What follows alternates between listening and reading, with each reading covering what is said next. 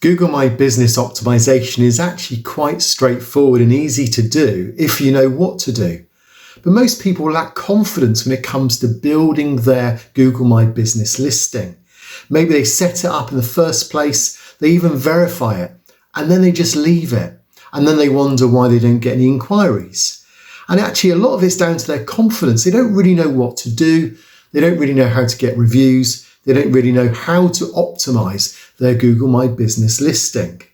Well, as you'll know, the purpose of this channel is to help you do just that, to give you the confidence so that you know how to make your channel and your Google My Business listing work for you. And when you get confidence with your Google My Business listing, and when you've optimized it to the best of your ability, then you'll also get the confidence of your clients where they'll want to pick up the phone and they'll want to make an inquiry as to your services. So this video is going to help you see the importance of making a small business turn into a platform where people can gain confidence and trust from your Google My Business listing. In fact, 4 times more of the area of that listing will be exposed on Google search engine if you optimize it just a little bit on a regular basis. Now you'll know from this channel that that's exactly what I do. I'm like you, I've got a small business and I just keep optimizing my Google My Business listing. And you can benefit from what I'm learning from as we go together. So make sure you subscribe, make sure you like this video, give a comment down below if you've got any questions. And I look forward to seeing you at the other end of this video with a much more optimized Google My Business listing. So as you can see, this is in clearly need of optimization in Google My Business. What do we see here? Basically, it's just got the outside, which is a street view, and it's got the map view as well. So there's no cover picture, there's no photographs.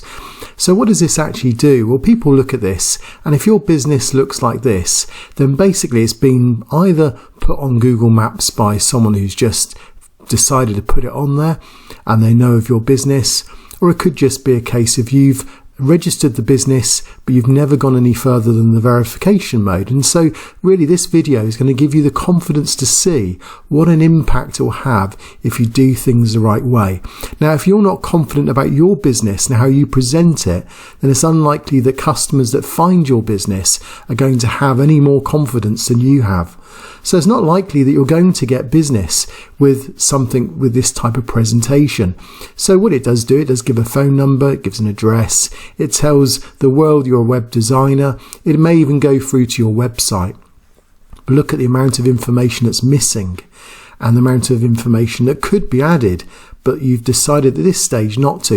And if that's because you lack confidence, then my videos and my YouTube channel is all about giving you, the small business, the confidence to fill these things out and see the positive things that can come from doing so.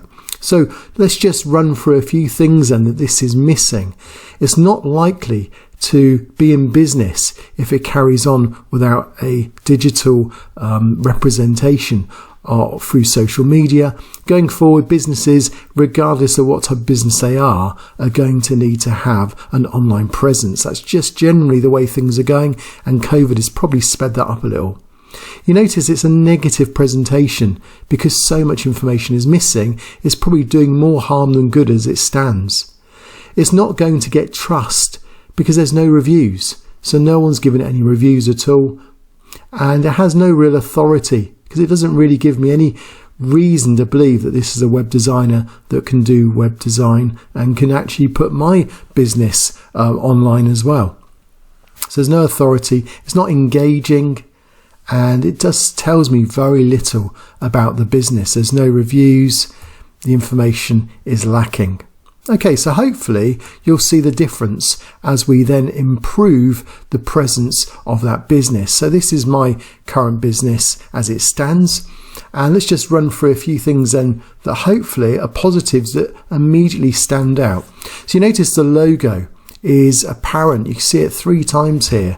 And that's all about branding, and it's colourful, so you can't really miss that. So logo and clear branding, being consistent, is important. Now you get this sometimes a mini description from Google. Google's put here website designer in Bournemouth, England. So that's the kind of information that Google does. So you don't really get control of that. And of course, because I manage it, it shows here that I'm manager of it. But you notice there's a cover photo. So you can choose what photo that is. So I've got a video that shows you how you can update the cover photo here. And you notice as well 67 reviews. So I've got several videos that show you how you can get good reviews consistently, and Google rewards that as well. Now having 5.0 is great, but actually Google doesn't actually want the perfect score. So even if you've got 4.3, 4.4, that would be a good score to aim for. Again, I've got videos that explain that on Google My Business. If you just do a search for Zanet and then Google reviews or something like that, that will come up. So the average score doesn't have to be too high. So 5's probably beyond what's needed. I'm transparent in the sense that I've got opening hours as well being displayed. So that's always important to make sure that you can see when the business is open and when it closes. And also there's other things, for example, health and safety comes out here as well, what's required and attributes and so on are filled in. So that's important too. And also it's engaging because a business with a request button, a big, large button, with one press that button and you can get a quote from me. So again, there's a way to get that button there, and depending on your business will depend on what the button says. So for instance, if you're a restaurant, it would say book a table. And then finally, you notice that the website is here as well. So you can get appointments on the website, and you've obviously got the website here as well. So it does come with a free website, Google My Business, which again, I've got a video that was released just this week that explains how you can get your free website if you haven't got a proper set up website on your own domain name. And again, telephone numbers as well. If you click on that, it's a link through to the telephone number, or you can call here as well.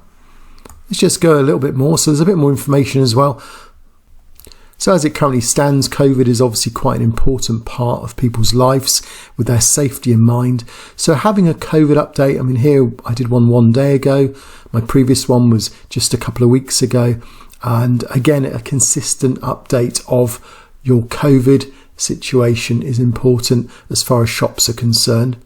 And additional branding, again, branding just consistently throughout. So keep your logo if you can. You don't always get control of where that appears, but that appears with the COVID at the moment. So that was one of the reasons why you want to put a COVID update, is you do get that extra real estate there for it with a logo as well.